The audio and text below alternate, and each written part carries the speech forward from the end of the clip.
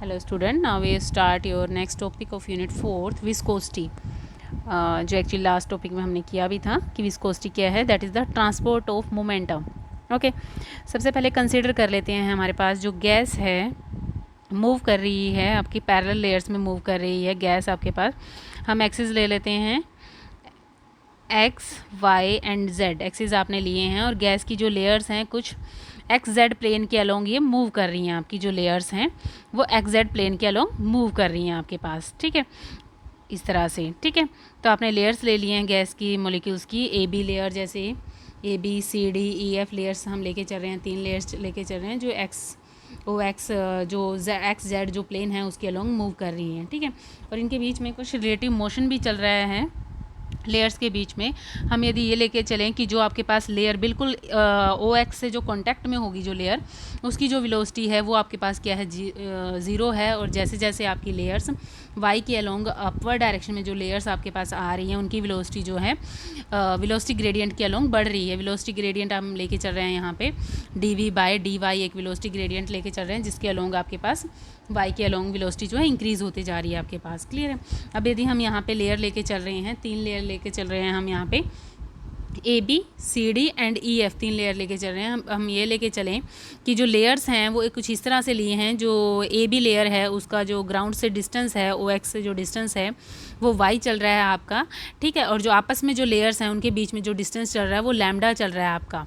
ए B का जो है सी डी से डिस्टेंस जो है, और ए बी का जो है ऊपर वाली लेयर से जो डिस्टेंस है वो लैम्डा चल रहा है. क्लियर है.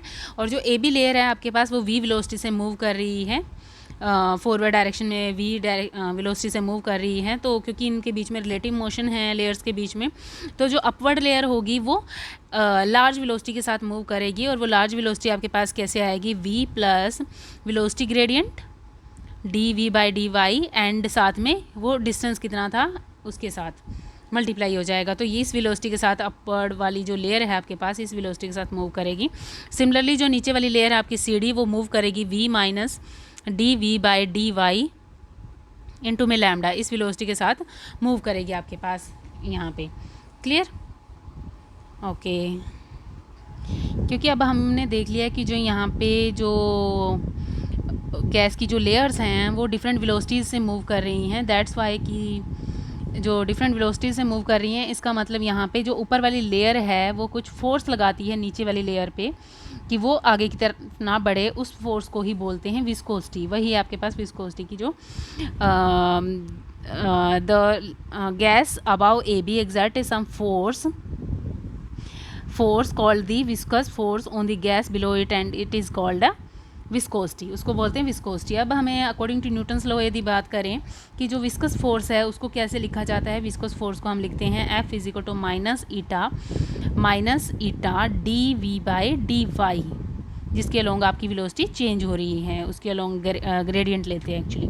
ठीक है, अब जो यहाँ पे माइनस साइन है वो माइनस साइन क्या रिप्रेजेंट कर रहा है, जस्ट ये इस चीज़ को रिप्रेजेंट करता है कि जो विस्कस फोर्स है वो एक्चुअली अपोजिट डायरेक्शन में लगती है अपोजिट टू दी मोशन, कि जिस साइड आपका मोशन है उसके अपोजिट डायरेक्शन में ये फोर्स लगती है, इसलिए यहाँ नेगेटिव साइन लिया गया.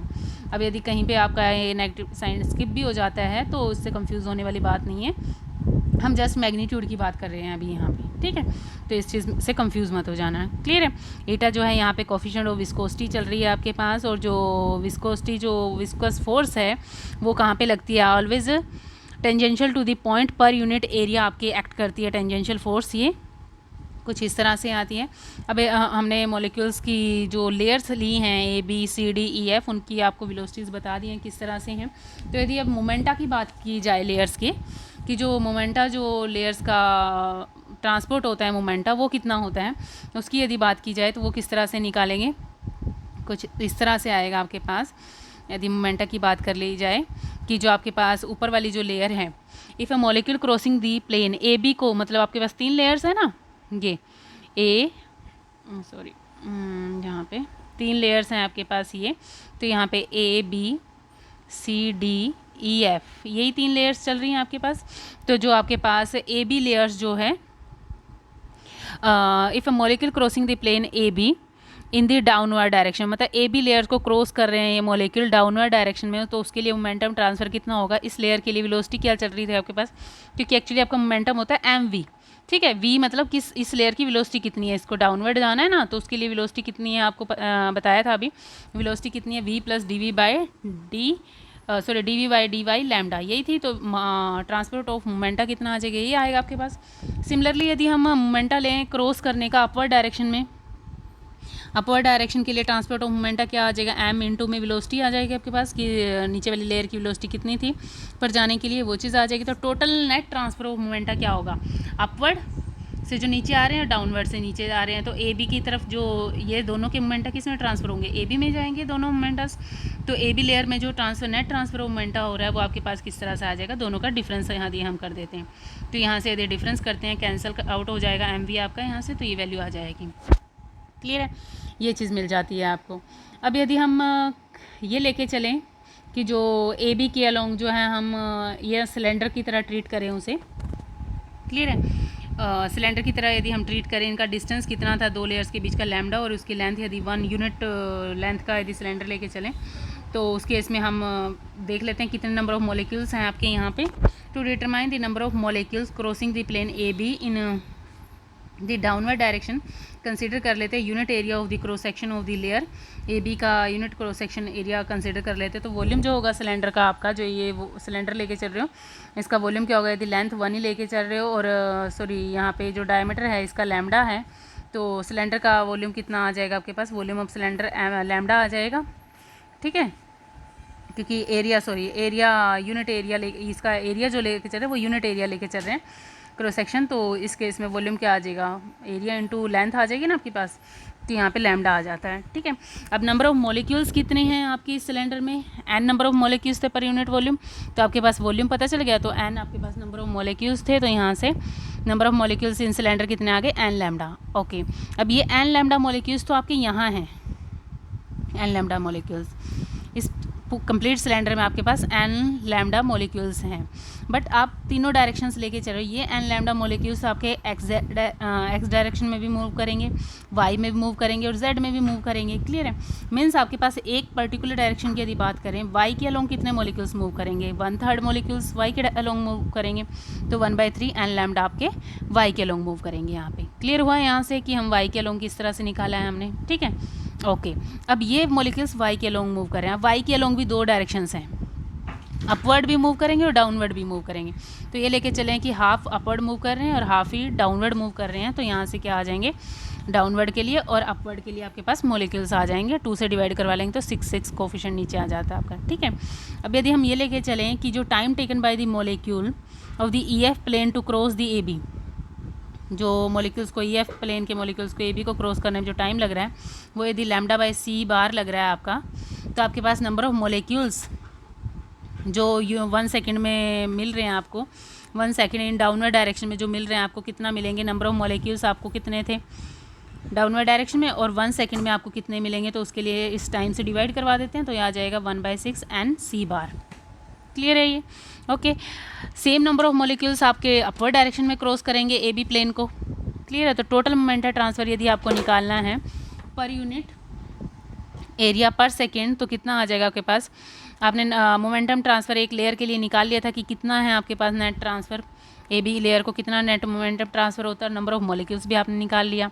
ठीक है, तो टोटल नंबर ऑफ मॉलिक्यूल्स से मल्टीप्लाई करवा देते हैं यहाँ पे, तो मॉलिक्यूल से मल्टीप्लाई करके ये रिलेशन कुछ इस तरह से मॉडिफाई हो जाता है आपका। क्लियर है, ये मॉडिफिकेशन हो जाती है आपकी। क्लियर है, ठीक है। अब एक्चुअली में आपका जो टोटल मोमेंटम ट्रांसफ़र आप निकाल रहे हो पर यूनिट एरिया पर सेकंड जो निकाल रहे हो, आपका टोटल मोमेंटम ट्रांसफ़र जो निकाल रहे हो वो एक्चुअली है क्या, आपका विस्कस फोर्स है। ठीक है, पर यूनिट एरिया तो विस्कस फोर्स हम इसको लिख सकते हैं, विस्कस फोर्स तो एफ किसके इक्वल आ गया आपके पास, इसके इक्वल आ गया। अब आपने विस्कस फोर्स तो स्टार्टिंग में ली थी कि विस्कस फोर्स आपके पास एफ किसके इक्वल थी, minus eta D V by D Y, यही थी ना। तो कंपेयर करवा देते हैं इस इक्वेशन के साथ इस इक्वेशन को, तो ईटा की वैल्यू क्या आ जाएगी यहाँ पे, ये आपके पास ईटा की वैल्यू आ जाती है। क्लियर है, तो यहाँ पे ईटा आपके पास m1 c बार लैम्डा पे डिपेंड कर रहा है यहाँ पे। क्लियर है, अब थोड़ा सा डिस्कस कर लेते हैं। जो mn है आपका, mn क्या है, उसको लिख सकते हैं डेंसिटी, लिख सकते हैं डेंसिटी ऑफ द गैस। ठीक है, तो डेंसिटी में कन्वर्ट कर दिया तो आपके पास ईटा की वैल्यू आ जाती है -1/3 रो सी बार लैम्डा, ये आ गया आपके पास। क्लियर है, आपके पास मीन फ्री पाथ जो है ये था लैम्डा 1/√2 पाई सिग्मा स्क्वायर, यहाँ पे n आएगा, बाय मिस्टेक लिखा नहीं गया, गलती से यहाँ से छूट गया है। ठीक है, तो यहाँ पे n आ जाएगा। तो यहाँ से आपके पास यदि ईटा की वैल्यू पुट की जाए तो ये थोड़ा सा इस तरह से मॉडिफाई हो जाएगा रिलेशन। क्लियर है? ओके, तो यहाँ से ये मॉडिफिकेशन हो गई है आपके रिलेशन में। कुछ चेंजेस करने हैं तो यहीं से कर लेते हैं, कुछ कैंसिल होता है तो कैंसिल कर लेते हैं। एन कैंसिल होगा यहाँ पे आपके पास, तो एन कैंसिल होकर आपके पास रिलेशन कुछ इस तरह से बच जाता है। अब इस रिलेशन को देख के बात करें तो क्योंकि हमें पता है कि जो सी बार आपका आ रहा है डायरेक्टली प्रोपोर्शनल आ रहा है ना, ईटा जो है डायरेक्टली प्रोपोर्शनल है सी बार के, और सी बार जो डायरेक्टली प्रोपोर्शनल होता है अंडर रूट टी के। ठीक है, वो किसके, तो हमें पता है कि जो यहाँ से ईटा क्या है, यदि सी बार डायरेक्टली प्रोपोर्शनल है अंडर रूट टी के, तो इसका मतलब ईटा भी क्या हो जाएगा, डायरेक्टली प्रोपोर्शनल हो जाएगा अंडर रूट टी के। ठीक है, that is a directly proportional to the absolute temperature के, अंडर रूट एब्सोल्यूट टेम्परेचर के डायरेक्टली प्रोपोर्शनल आ जाता है। इसी तरह से यदि हम इक्वेशन इसकी बात करें कि जो ईटा है वो डायरेक्टली प्रोपोर्शनल है डेंसिटी के आपका। ठीक है, और जो डेंसिटी है आपकी वो इंक्रीज़ होती है इंक्रीज़ प्रेशर के साथ, डेंसिटी जो है प्रेशर के साथ इंक्रीज़ होती है। लेकिन जो वेव मेन फ्री पाथ है वो इन्वर्सली प्रोपोर्शनल टू प्रेशर होता है। इसका मतलब यदि इन दोनों को यदि साथ लेके चलूँ तो ये दोनों क्या हो जाएंगे, ये तो कांस्टेंट हो जाएंगे आपके पास।